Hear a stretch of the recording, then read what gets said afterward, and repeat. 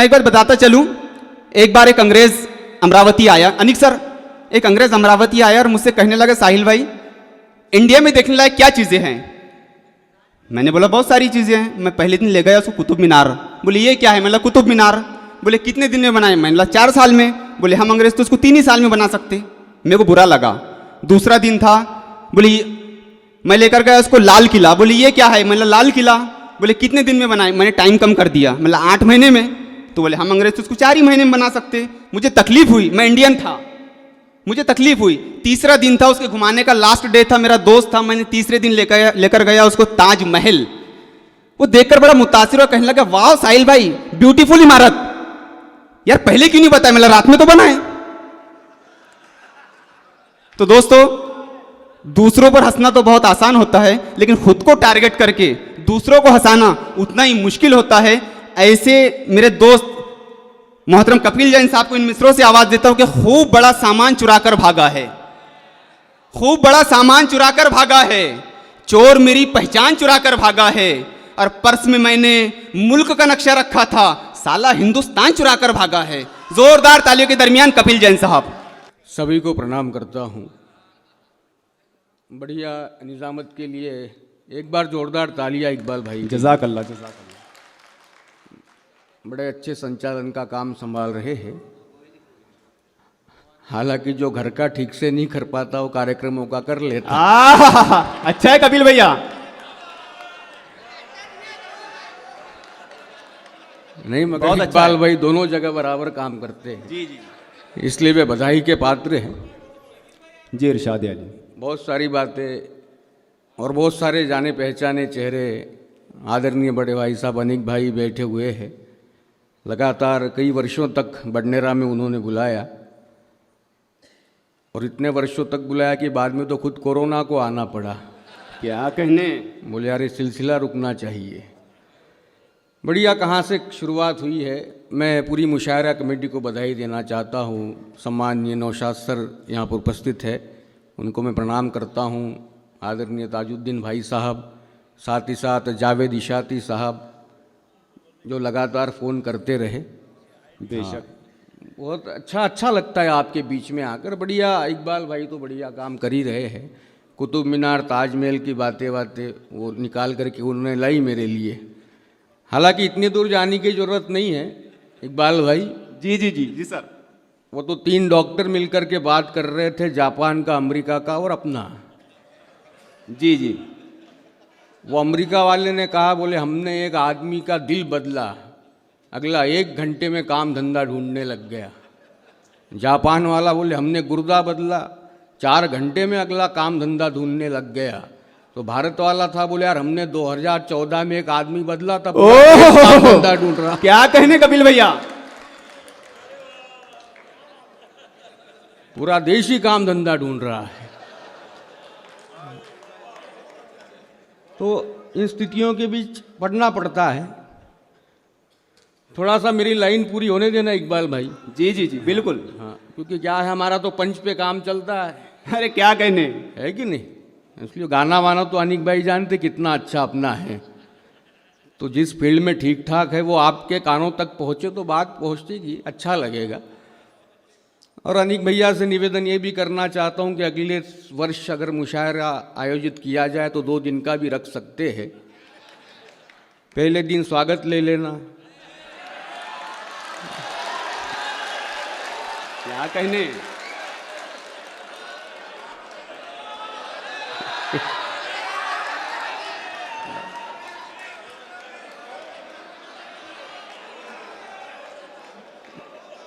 दूसरे दिन समय बचा तो ले सकते हैं। क्या हम तो बढ़ी देते हैं, मगर बढ़िया। हाँ आइए।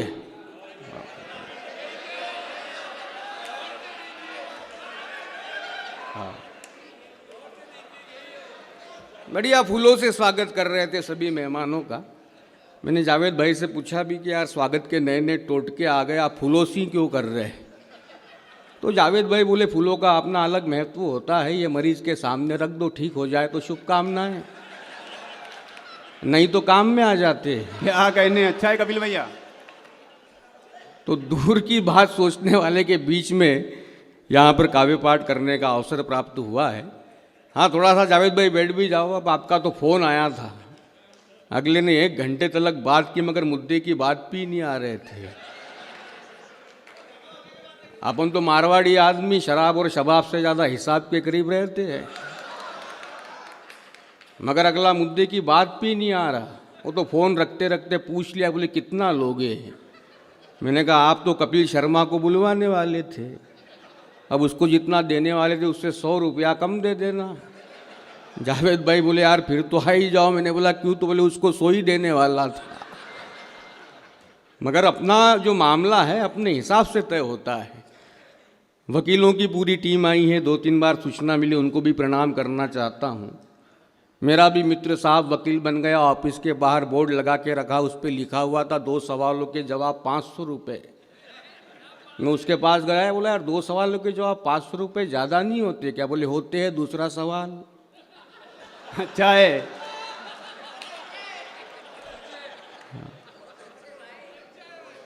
तो अपना पूछना 250 का पड़ गया। यहाँ तो पूरी टीम बैठी हुई है, वो कितने का भी पड़ सकता है। मगर बहुत अच्छा, एक बार जोरदार तालियां बजा दीजिए आप, क्योंकि आपकी तालियां हमारे लिए वही है जो मोदी जी के लिए अमित शाह है। मतलब कितनी जरूरी है ये बता रहा हूं, क्योंकि समस्याएं वैसी हो गई ना, समझ में नहीं आता, मामले सारे जुगाड़ के हो गए। वो तो एक मशीन आ रही थी अमेरिका से, बंबई में उतरी, पूना में लाना था। अब बिल्कुल छोटी थी, नाजुक भी थी, 2 वैज्ञानिक अमेरिका के भी साथ में थे, रास्ते में बंद पड़ गई, मोटर बंद पड़ गई, मशीन नहीं। बहुत कोशिशें कर ली, मोटर चालू ही नहीं हो रही, कार चालू ही नहीं हो रही। तो वहाँ से एक हिंदुस्तानी आदमी गुजर रहा था, उसने बोनट को खोला, एक दांत से एक वायर खींचा, दूसरे से दूसरा खींचा, दोनों को फंसाया। बोले स्टार्ट करके देखो, कार चालू हो गई। बोले क्या किया? बोले जुगाड़। आहा, अच्छा है। मैं पूरा मजमा मिलके जोरदार तालियां बजा दीजिए हमारे मेहमान शायर कपिल जैन साहब। नहीं, अभी बात थोड़ी हुई।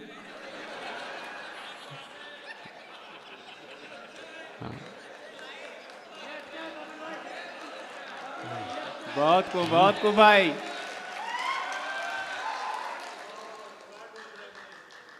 क्या भरोसा नहीं होता? दादा का शेर है, मैं तो दार्शनिक कहता हूं उनको।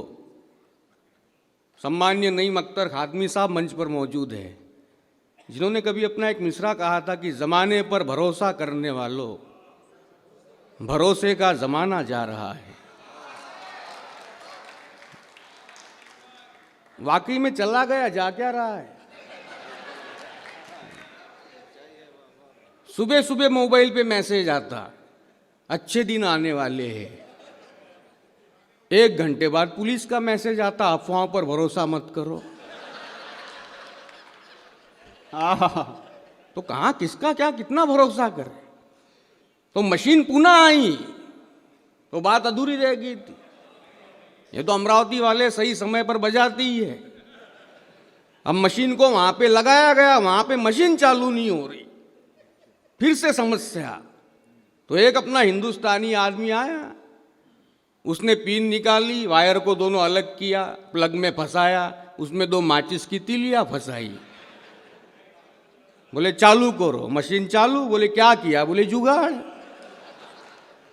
तो अमेरिका वाले बड़े प्रभावित हुए। अमेरिका जाने के बाद उन्होंने बाइडेन को बोला, बोले अपने को भारत से कुछ नहीं चाहिए, मगर ये जो जुगाड़ टेक्नोलॉजी है। अच्छा है, बहुत अच्छा है कपिल भैया। भाई जोरदार तालियां होनी चाहिए पूरे मजमे की। ये तो मंगवानी पड़ेगी। तो बाइडेन ने प्रधानमंत्री जी को फोन किया, बोले आपसे कुछ नहीं चाहिए, वो जुगाड़ टेक्नोलॉजी भिजवा दो। मोदी जी बोले वो तो भेज ही नहीं सकता, उसी के भरोसे तो सरकार चल रही है।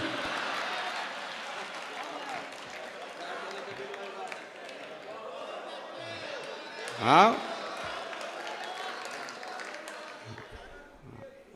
हाँ, नहीं, मैं थोड़ा बोलता हूँ ना, जाता नहीं। नहीं, मैं आपकी प्रेम को समझ रहा था। आपने पसंद किया, आपका बहुत बहुत धन्यवाद। हालांकि आजकल की स्थितियों में बड़ा मुश्किल हो जाता है। एक तो पहली बार कोरोना के बाद इतने जिंदा लोग एक साथ देख रहा हूँ, तो ये खुशी भी अपने आप में बड़ी है। और जावेद भाई ने वैसे भी दुगनी कर दी, बोले अपने आधे पेमेंट में ही आता है। तो आप ऐसे वज्राघात बीच बीच में मत किया करो। हाँ, मतलब क्या बोले, कितना बोले, क्योंकि क्या है, जहाँ से जितना आउटपुट निकले मैं वहाँ उतना ही बोलता हूँ। मैं तो यहाँ भी उतना ही बोलूँगा जितने में तय हुआ है, नहीं ज़्यादा बोल ही नहीं सकते। हाँ, आइए। सम्मान हम इस्तेकबाल करते हैं मिराज का पठान साहब। स्वागत हमारे तमाम मेहमानान का। जी कपिल भाई पढ़िए। जी जी जी, एक बार स्थानापन्न हो जाए, है ना, हाँ, उसके बाद तो पढ़ना ही है। बढ़िया, बिल्कुल अच्छी तरह से सारी बातें होती है और चलनी ही चाहिए। कोरोना की बात कर रहा था, खतरनाक बीमारी आ गई। वो खतरनाक मास्क आया N95, वो मरीजों के कम काम में आ रहा था, 90 वालों की ज़्यादा आ रहा था। N95 बहुत अच्छा है कपिल भैया। वो तो मेरी बच्ची ने जिद की कोरोना के समय में, बोली बहुत नानी की याद आ रही, जाना चाहती हूँ। मैंने कहा कहीं जाने की ज़रूरत नहीं है, पूरी दुनिया को ही नानी याद आ रही है।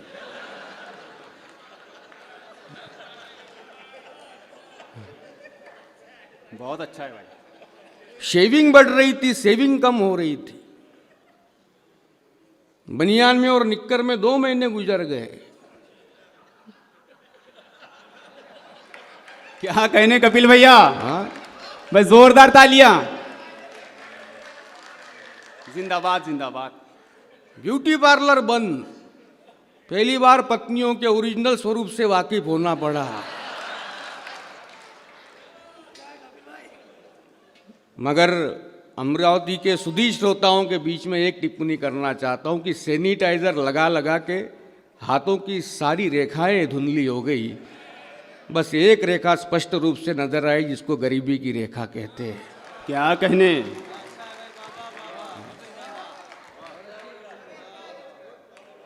सम्मानीय अफजल साहब मौजूद है कि कैसे कहे गुनाह में शामिल नहीं रहे, जो अब मुंह दिखाने के काबिल नहीं रहे।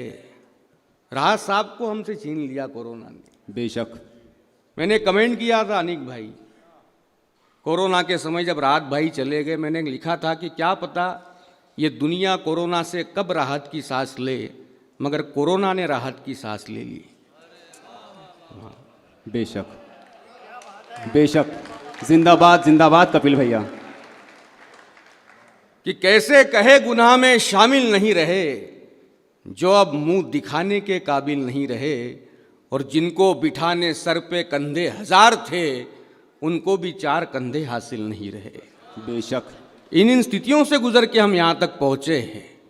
परमात्मा से, अल्लाह से यही निवेदन है कि ये हंसी, ये मुस्कुराहटे, क्योंकि झील पर पानी बरसता है हमारे देश में, खेत पानी को तरसता है हमारे देश में। अब वजीरों, अफसरों और जोकरों को छोड़कर और खुलकर कौन हंसता है हमारे देश में। क्या कहने कपिल भैया। जिंदाबाद जिंदाबाद। तो कहीं ना कहीं हंसी की बात आनी चाहिए। हालांकि आएगी कहाँ से मैं जानता हूँ, सभी मेरी तरह भुक्तभोगी है। बाहर में आप कितने भी विवेकानंद बनो, घर में आपकी औकात 2 कौड़ी की नहीं होती। हाँ हाँ,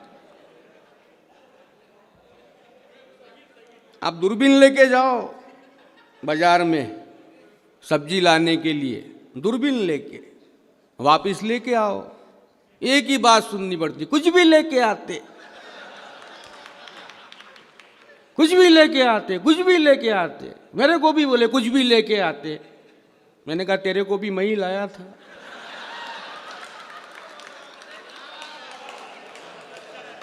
अच्छा है कपिल भैया। फिर उसको लगा कि यार बात तो गलत हो रही है। बोले तुम कुछ भी समझते हो, दरअसल मेरे कहने का मतलब ये था कि तुम बड़े भोले हो, तुमको कोई भी बेवकूफ़ बना सकता है। मैंने कहा शुरुआत तो तुम्हारे पिताजी ने की थी। अच्छा है।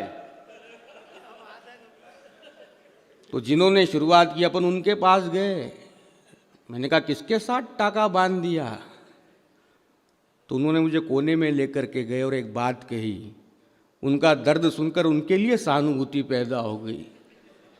वो मुझे कोने में लेके गए और धीरे से बोले, ज़रा मेरे बारे में सोच, मैं तो उसकी भी माँ के साथ रहता हूँ। क्या कहने भैया, जिंदाबाद जिंदाबाद। हाँ, ये स्थितियाँ हैं। और संचार माध्यम इतने बढ़ गए, सारा दोषारोपण नई पीढ़ी पे होता है। ऐसा हो गया, वैसा हो गया, दिन भर मोबाइल में रहते, ये रहते, वो रहते। मगर वो कभी कभी एक मैसेज देने का काम भी करते हैं। ये बच्चे ही कर सकते। बहुत बारीक बात यहाँ पर देना चाहता हूँ कि एक बच्चे ने पिताजी से कहा, बोले ये त्यौहार हमसे हर साल नाराज़ क्यों रहते हैं? पिताजी बोले ऐसा तो नहीं होता।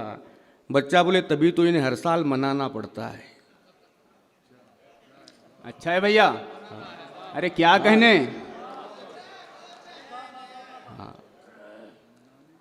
हाँ दादा, नई नई बातें आती है और आज तक पहुंचनी चाहिए। आपके अपने क्षेत्र का कवि हूँ, शायर हूँ, इसलिए चाहता हूँ कि अच्छी बात आप तक पहुँचे। बाकी तो सारे मामले चलते रहेंगे, वो निश्चित रूप से आते रहेंगे, जाते रहेंगे। बहुत अच्छा काव्य पाठ यहाँ पर अभी अभी अंकिता ने किया, बधाई देना चाहता हूँ। अच्छी आवाज़ उनकी है, मेरी भी बुरी नहीं है। आह, बचपन में पिताजी को गा के सुनाया था। उन्होंने कहा बेटा तू तो रेडियो पे गाया कर। मैंने कहा बहुत बहुत धन्यवाद आपकी हौसला अफजाई का। बोले कोई हौसला अफजाई वगैरह कुछ नहीं है, रेडियो को कम से कम बंद करते आता है। अच्छा है कपिल भैया, वाह वाह वाह वाह। भाई जोरदार तालियां होनी चाहिए कपिल जैन साहब के लिए। तो मैंने कहा ये भी ठीक है, बहुत बहुत धन्यवाद आपकी हौसला दबजाई का। अच्छा है। मगर हद तो तब हो गई जब रात के 2:30 बजे दोस्त ने घर पे बुला लिया गाना गाने। मैंने कहा तेरे पड़ोसी क्या सोचेंगे? बोले उनका क्या है, उनका भी कुत्ता रात भर भौंकता है। बहुत अच्छा है।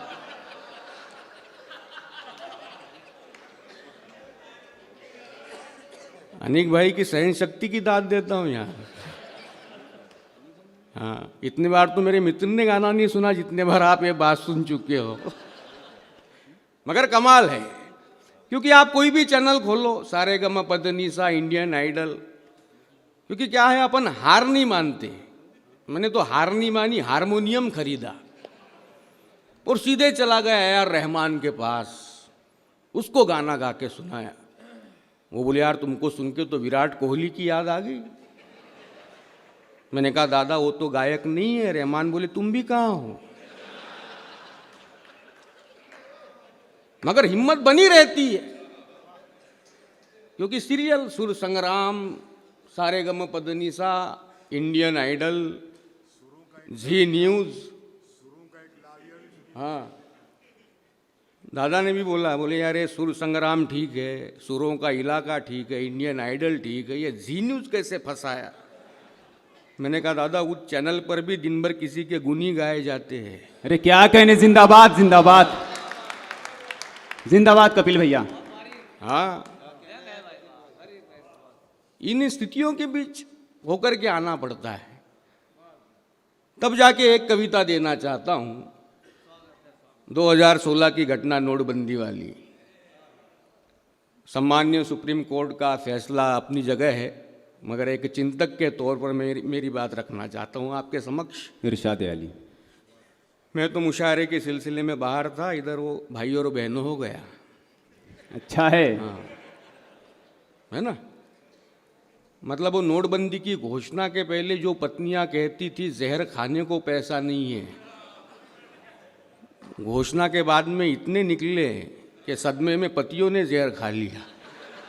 अच्छा है कि नोटबंदी के कारण रिश्तों में पारदर्शिता आई, पत्नी ने निकाली सफेद पर्स से काली कमाई।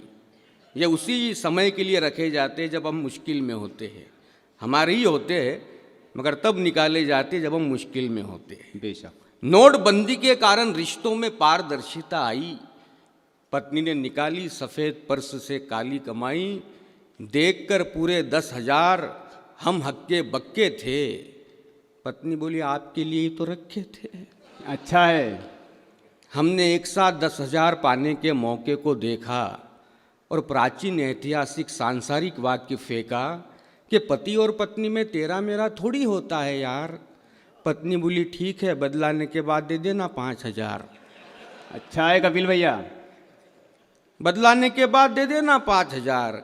अब हमने कहा दरअसल तुमको नोटों के आउटडेटेड होने का डर सता रहा है।